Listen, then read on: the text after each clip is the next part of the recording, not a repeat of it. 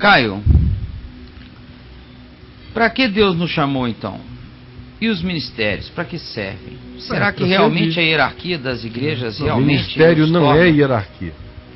Ministério, a palavra ministro é servo no grego. Isso aí é toda uma perversão.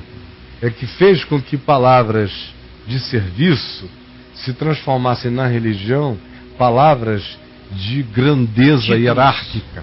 Poderes. Mas ministro é servo, é diácono, é estivador do amor de Deus, é um ministro, é um braçal da graça, é um ministro. Então o que Paulo fala ali de dons e serviços em Efésios 4, em primeiro lugar estabeleceu Deus na igreja, há apóstolos, aí começa a dizer em primeiro lugar. Aí eles já ficam pensando que em primeiro lugar no Evangelho é o cara que está em cima na hierarquia. O que Jesus disse? Não tem Jesus como chave hermenêutica, perverte o Evangelho. Aí vai ler, vai fazer exegese da palavra primeiro. No grego significa o que tem a primazia, logo é hierarquia. Não. No dicionário de Jesus o que significa primeiro? Porque Jesus reinterpretou essas palavras para nós. Primeiro, ele diz, seja o último. O que você o maior, seja o menor. Seja o que serve todos. O que preside é o que se dedica ao serviço. Então, ministro é o servo. De todos, né? De todos.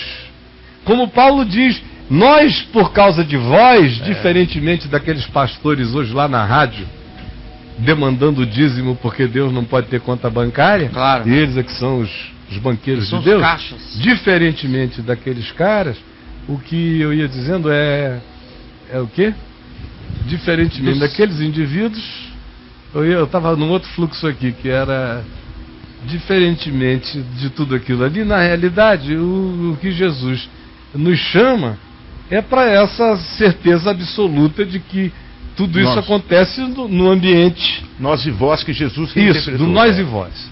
O nós e vós daqueles caras ali, nós somos a hierarquia, vós sois os doadores. Nós somos o banco, os banqueiros, vós sois os clientes do nosso banco de Deus. O nós e o vós deles é assim. No Evangelho, o nós e o vós de Paulo, que Paulo toda hora tem nós e vós.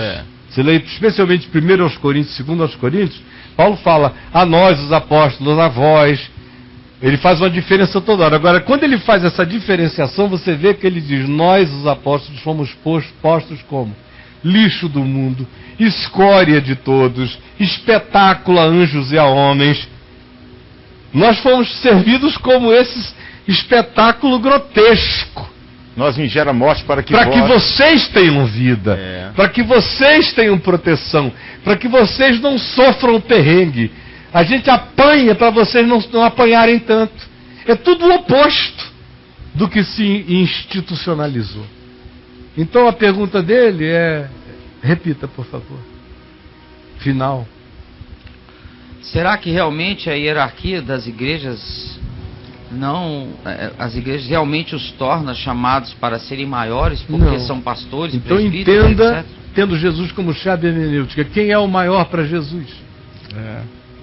Você veja como a igreja e Jesus, a igreja que eu digo é a igreja entre aspas. Claro. E os seus intérpretes oficiais históricos não tem nada a ver uma coisa com outra, Jesus e a igreja. Nada. Na cabeça da igreja, o primeiro é o que é coroado aos sentidos de todos. No Evangelho, na mente de Cristo, o primeiro é o servo. Na igreja, o maior é o que aparece mais. E no Evangelho, o maior é o que serve e ninguém vê.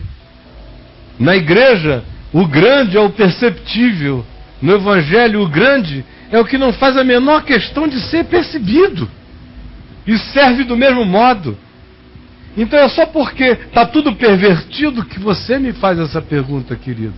Mas quando Jesus se tornar o seu Aurélio, quando Jesus se tornar a sua hermenêutica e a sua exegese, quando a sua exegese agora de palavras, antes de qualquer coisa perguntar, não o que essa palavra significa no grego, mas o que essa palavra significou nas falas e práticas de Jesus.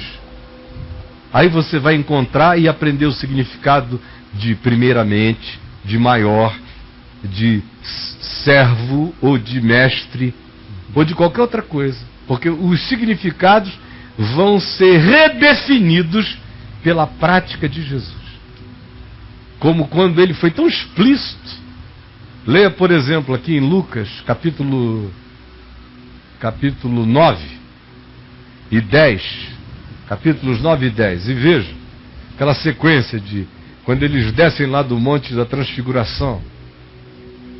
Surge uma questão entre os discípulos: quem era o maior? É isso mesmo. Quem era o maior? Foram se transfigurar, aí voltaram surtados. Quem é o maior? Poxa, pode nem ver uma glorinha que já fica doido. Quem é o maior? E Jesus disse: que isso, maior? Pegou a criança, botou no meio, olha aqui, maior quem não sabe que é. É quem é manipulado e nem nota, como essa criança que eu boto aqui, boto ali, está servindo e não está demandando. Olha o maior como é que é. O maior não tem esse olhar de maior que vocês têm. O maior não sabe quem é. O maior serve por servir. O maior faz por nada. E o maior não faz contabilidade. O maior não sonha com galardão. O galardão do maior é o privilégio de ser servindo e amando. Só isso. É o galardão dele. Esse é o ensino de Jesus. Aprendeu isso, aprendeu tudo. Não aprendeu isso, não vai aprender nada. Porque não vai ter entendido nem o sentido das palavras de Jesus. Porque cada palavra de Jesus, não esqueça, ele atribui a elas um significado particular. Aí ele diz lá, em Lucas 9, maior, quem é o maior? Ele diz que é a criança. Aí depois eles saem, voltam e dizem: Senhor, nós vimos um cara que estava expulsando demônio em teu nome, nós lhe o proibimos porque ele não anda com o nosso grupo, não anda com a nossa igreja, não está nessa congregação aqui que anda junto de apóstolos, mas está falando o teu nome, não prega heresia não, o demônio sai, mas a gente não conhece, ele não anda aqui, nem falou com a gente, mas está pregando em teu nome, tudo certo, mas a gente o proibiu, porque falta chancela, né, senhor? Depois isso virou uma bagunça. Falta chancela. Aí Jesus disse: não lhe proibais, porque ninguém que não sendo contra vós outros, que não trabalhando não contra vocês, é um inimigo de vocês. Então simplesmente não façam isso. Ele não está sendo contra. Por que vocês vão lutar contra ele? Vocês não têm essa prerrogativa. Eu não dei a vocês essa gestão de direito autoral. Parem com isso. Aí, logo depois eles vêm com aquela história de quererem fazer descer fogo do céu sobre os samaritanos. E logo outro surto de poder, de grandeza, de superioridade, de hierarquia. Senhor, queres que façamos descer fogo do céu sobre os samaritanos? E Jesus disse: vocês não sabem de que espírito são até hoje, porque o Filho do Homem não veio para destruir as almas humanas, mas para servi-las. Então, quando você discerne qual é o espírito de Cristo, acabou essa história. Você não faz mais pergunta. Não, você ganha a pedra de esquina que organiza o sentido de tudo. Quando isso entra, faz esse elemento que dimensionaliza todas as percepções, fica tudo claro.